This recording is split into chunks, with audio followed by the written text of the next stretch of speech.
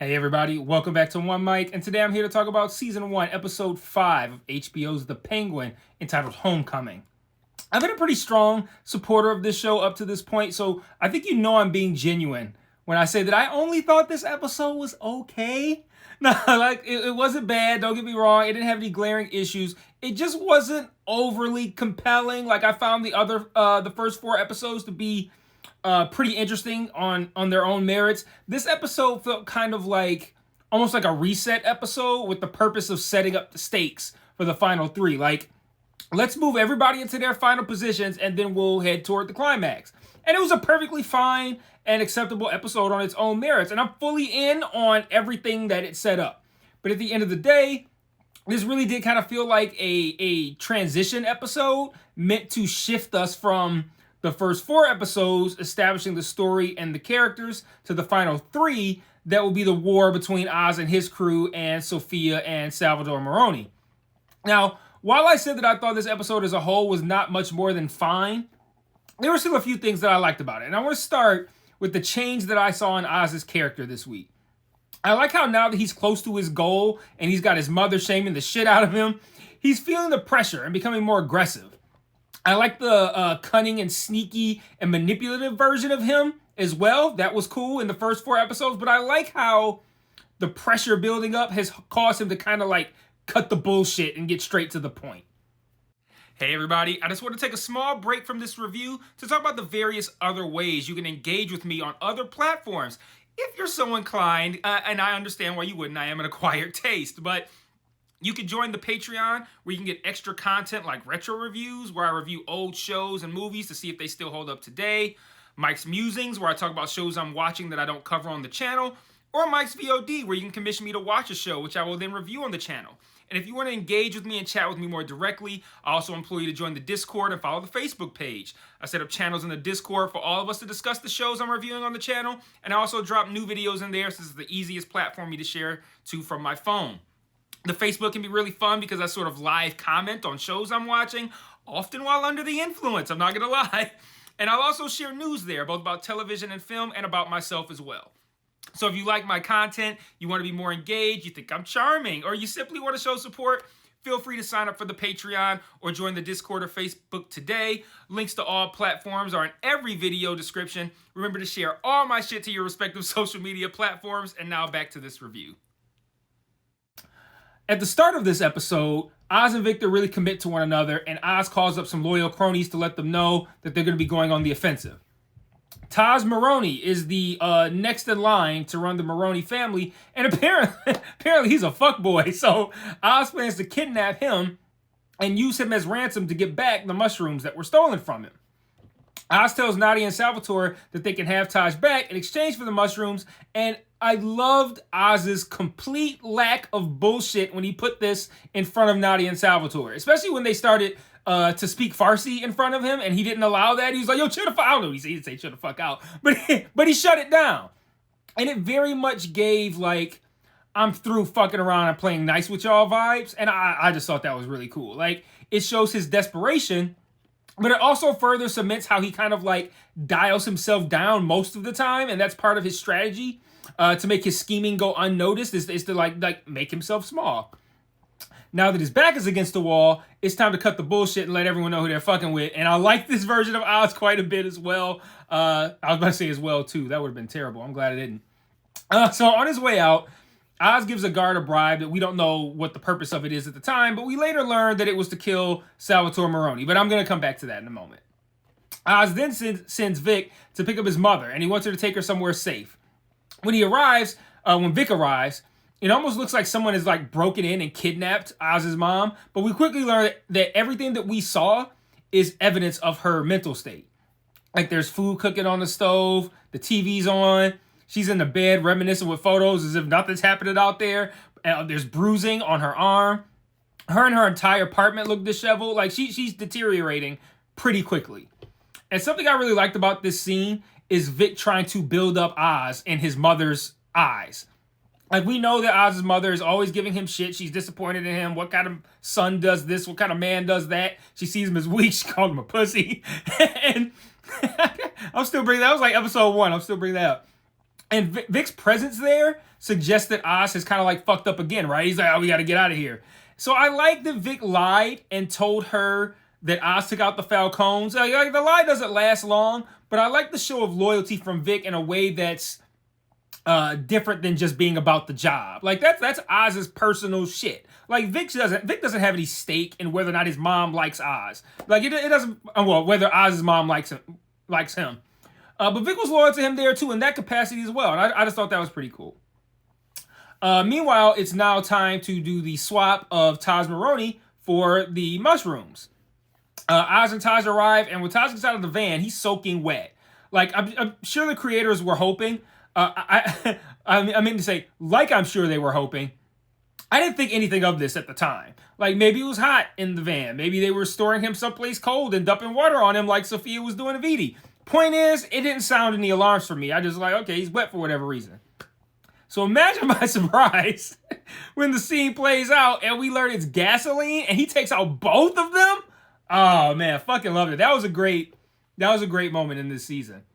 And from Oz's perspective now, Salvatore is dead as well. So he's taken the entire family off the board. So Oz escapes in the inevitable shootout, but he unfortunately learns that the mushrooms were dried out and died, aside from some in 2 buckets. Then as if that's not bad enough, Oz gets a call from a very not dead Salvatore Maroney, who is also, in addition to not being dead, has managed to escape Blackgate. And Salvatore's talking mad shit. He's like, Oz, you're fucking cooked, bro. And Oz is like, speaking of cooked, call your wife. I completely lost my shit, man. That was so funny. I mean, brutal, but hilarious. Like, I love that line. It's definitely my favorite line of the season. The episode closes with Oz returning to his mother. Vic's taking her to Crown Point, his neighborhood. We were here during the flashbacks. I want to say it was episode 1 or 2. I think it was episode 2. She continues to be absolutely terrible to Oz, telling him how he's let her down and asks what kind of man can't take care of his mother, which will undoubtedly fuel his actions in future episodes anyway.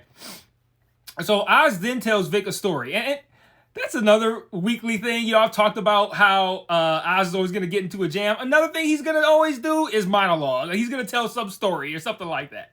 But Oz tells Vic about his brothers who died. He says the city took them and he was too weak to do anything about it. And I like how that adds even more depth to this character. Like his insatiable thirst for power and why he hates to be looked down on, it all stems from having this chip on his shoulder about being weak. And because of that, he holds himself responsible for his brother's deaths. And also because of that, he can't be perceived as weak now. I just thought that was a good job. And he then takes Vic down to these underground trolley tunnels, saying it's a great new base for them.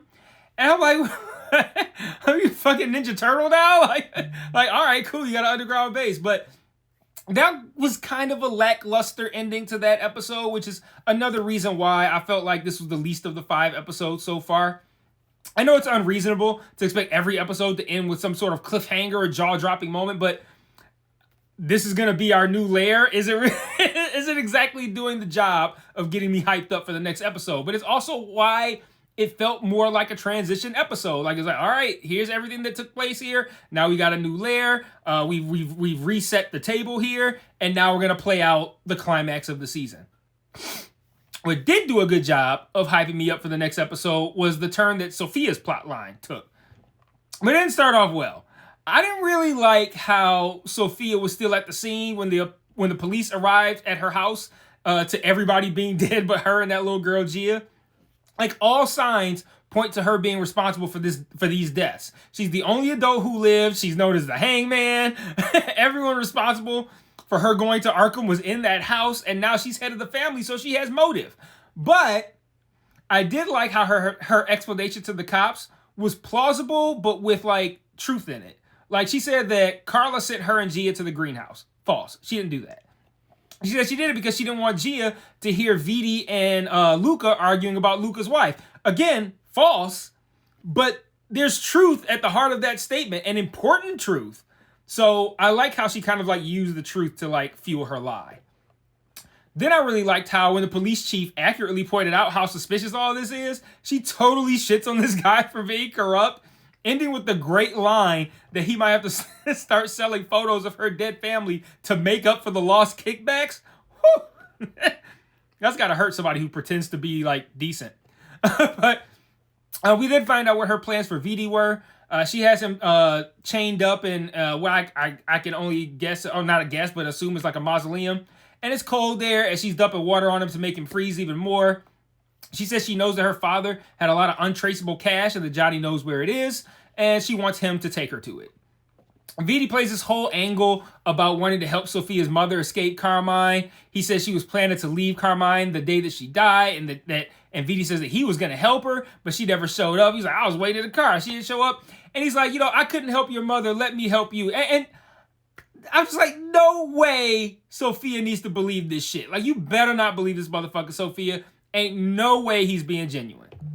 But apparently Vidi did take her to the money. When we see Sophia again, she's got her mom's coat and she's got a fuckload of cash.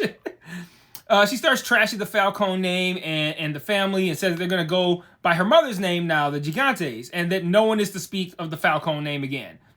And as soon as Vidi gets even remotely squeamish about any of this, she instantly executes him right there on the spot, letting me know that, yeah, she didn't believe him. She just wanted to get that money. Like, once she had it, he became expendable. And then he immediately undermines her in this meeting again after one of the biggest themes of this season has been the treatment of women and women finding their own power. And she immediately gets undermined after allowing him to live. Like, of course he was gonna get killed. He fucking deserved it.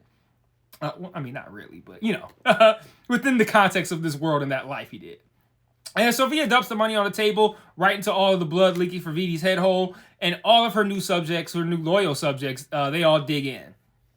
Sophia then finds Salvatore and proposes an alliance of the Gigantes and the Maronis against Oswald, which, I mean, smart move. I can't wait to see how Oswald gets out of that jam when it happens. So I guess that's going to be something that we'll probably end up seeing in the finale, I would guess. But I want to close with one other thing. Lastly, Julian Rush also joins up with Sophia in this episode. I'm not a huge fan of the move, even though the show has already laid the groundwork for him having a thing for her. It's just his reasoning wasn't even that great. He's like, I know you killed your family, and I see how well that's worked out for you, so I want in on everything that you're doing. Like, y'all could have put a couple more sentences into that to make it a little bit more plausible. Like, in on what exactly? Like, self-improvement via familial murder? Like, I see you got better, now I want in on crime? Like, I don't know. Feels a bit rushed to make him want to be part of her crew, but I'm also on board with all the theories that he's someone of significance within the Batman universe just by a different name. Like, I've seen Scarecrow floated out there. I've seen Hugo Strange floated out there. And I don't need that to happen. But if that is what they're doing, it makes sense that they would kind of move him along into the villainy world a little bit faster. But I just wish they had given it a little bit more effort. Unless, of course, he's always been a bad guy and he was just pretending to be good until the right moment. But I don't think that's the case. I guess we'll see. But that's all I got for this week. Let me know what you thought about this episode in the comments. Was I too hard on this? Do you think it was a fire-ass episode? Do you think this was the best one of the season? Let me know in the comments. And until next week, peace.